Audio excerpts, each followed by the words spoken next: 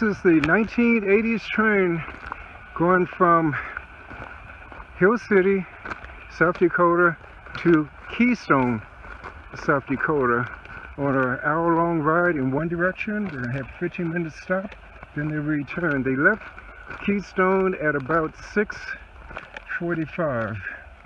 So as you see, some cars, some vehicles down there, and there's one other guy who's going to chase the train all the way down to the town of Keystone.